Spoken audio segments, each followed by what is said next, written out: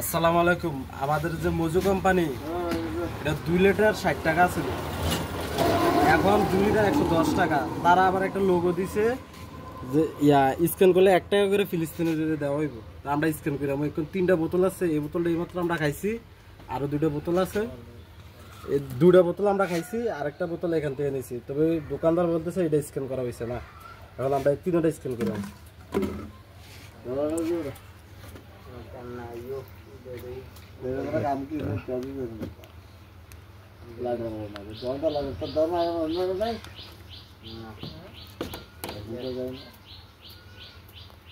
এই যে আমার ডেইলি কালেকশন আছে 35,897, যে একটা বোতল।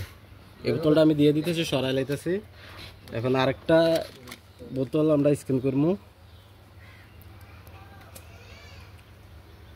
এটা হচ্ছে এই 2টা বড় বোতল, এটা আমরা এইমাত্র খাইছি।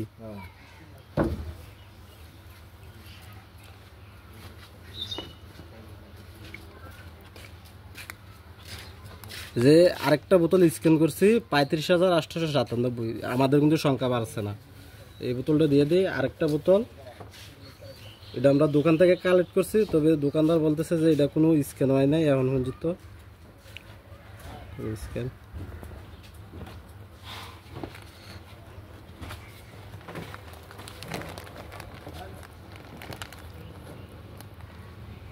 যে এটা তো 35,897।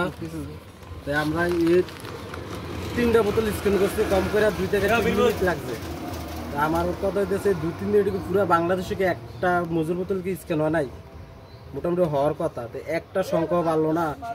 আমাদের আবেগে কাজে লাগে মজু কোম্পানি ব্যবসাটা করতেছে, মার্কেটিং। 2 লিটার 60 টাকা ছিল, এই বছর খানিক 1 বছর হইব 2 লিটার 60 টাকা, তখনকার কেউ খাইছেও না। আর হে মজু কোম্পানি এখন হয়েছে 2 লিটার 110 টাকা। তো এই মানুষের আবেগ কাজে লাগাইয়া, মানুষের ফিলিস্তিনে একটা লোগো লাগাইয়া তারা প্রায় কোটি কোটি টাকা ইনকাম করতেছে। তবে এই যে মজুর যে টাকাটা যে এই যে দেখায়, দেখে 40 কোটি টাকার মতন তারা টোটাল ডোনেশন পাইছে। তো 40 কোটি টাকাতে তারা ডোনেশন করছে, এটারও কোনো প্রমাণ নাই। তাই আমরা আশা করি এটার থেকে আমরা বিরত থাকবো ইনশাল্লাহ।